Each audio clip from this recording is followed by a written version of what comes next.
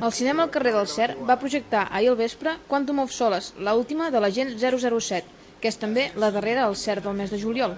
En total s'han pogut veure 4 pel·lícules. De totes, la que més èxit ha tingut ha estat High School Musical 3, amb més de 300 persones al pati del Cer, la majoria adolescents, per veure en pantalla gran els seus ídols, Zac Efron i companyia.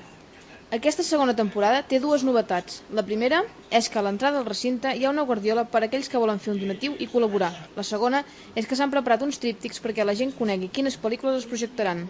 La Junta del Cer està contenta amb la resposta del públic, tot i que els agradaria repetir cada dijous l'èxit obtingut amb la projecció del musical per adolescents. Bé, després de 3 setmanes de cinema i a punt de començar la quarta, la valoració és bona. Les primeres setmanes no vam tenir pas massa gent, unes 130 i pico de persones, però bé, el pati es veia ple. La setmana passada va ser un èxit impressionant. 330 i pico de persones mirant High School Musical. Hi havia moltíssima mainada. S'ho varen passar pipa. Ens queden 3 setmanes més de cinema, recordant que la setmana que ve no en farem perquè hi ha les havaneres a la platja i no volem solapar actes. Llavors ens queda Algo passa a Las Vegas per la segona setmana d'agost, Outlander per la tercera i acabem amb Mamma Mia, un altre musical. Les ganes és que emplenar amb 300 i pico de persones cada setmana si podem.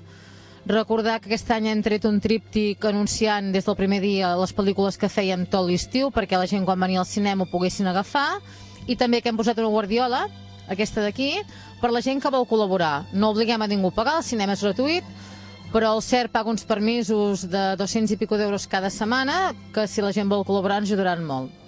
Recordeu que cada dijous, a partir de les 10 de la nit, podeu gaudir d'una bona sessió de cinema a la fresca al pati del CERT.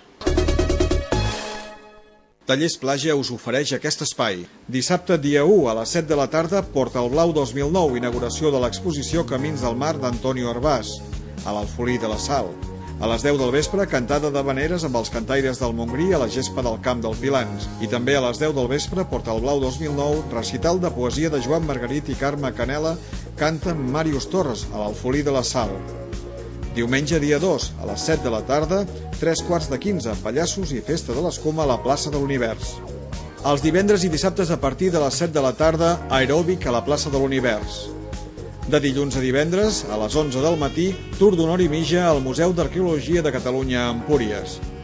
Dilluns, dimecres i divendres, a 7:15 del vespre, visites guiades a Empúries cap al Tar, al Museu d'Arqueologia de Catalunya a Empúries.